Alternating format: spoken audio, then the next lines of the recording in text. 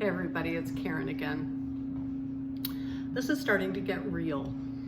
I've been home alone more than I've been for a long time. And I don't completely mind it. I like my new little place and I like time to read a little bit.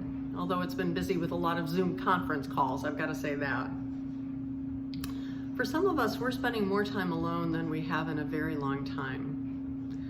And I find myself remembering back in 2015 when I had cancer and I was recovering and I had a lot of time alone. During the treatment, I had family come and there were a lot of people who were taking care of me, and that's what I needed and wanted, and that was fine. But the time came for everybody to go home. I really was okay. I just needed to get strength back.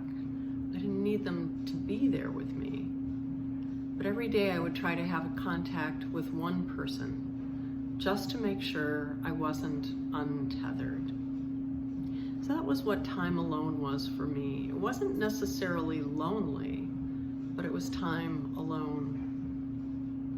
But I know for some of us, this can be a very, very lonely time. And loneliness has its own stresses and gifts. And I want to read a blessing today about that. One of the poems by John Donahue in his book, To Bless the Space Between Us, and it's called For Loneliness.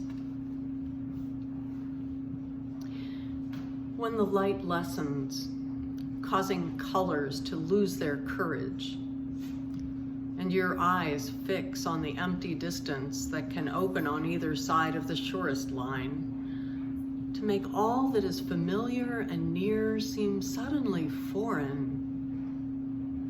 When the music of talk breaks apart into noise, and you hear your heart louden, while the voices around you slow down to leaden echoes, turning the silence into something stony and cold.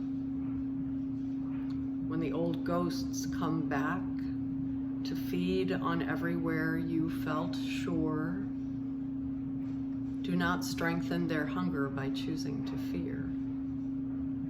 Rather, decide to call upon your heart, that it may grow clear and free to welcome home your emptiness, that it may cleanse you like the clearest air you could ever breathe.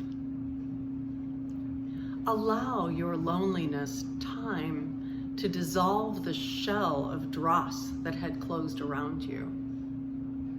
Choose in this severe silence to hear the one true voice your rushed life fears. Cradle yourself like a child, learning to trust what emerges, so that gradually you may come to know that deep in that black hole, you will find the blue flower that holds the mystical light which will illuminate in you the glimmer of springtime. May it be so for you. May this loneliness find space for something new and sacred to emerge. And in the meantime, please know that you are not alone. Our church is working on ways to try to form community, even in this time where we have so much space between us. If you are on our newsletter email, please look for something about that probably tomorrow. Look for information about how we're trying to connect to each other so that this time alone isn't a kind of loneliness that's destructive, but a kind of solitude that creates space for the sacred. God bless.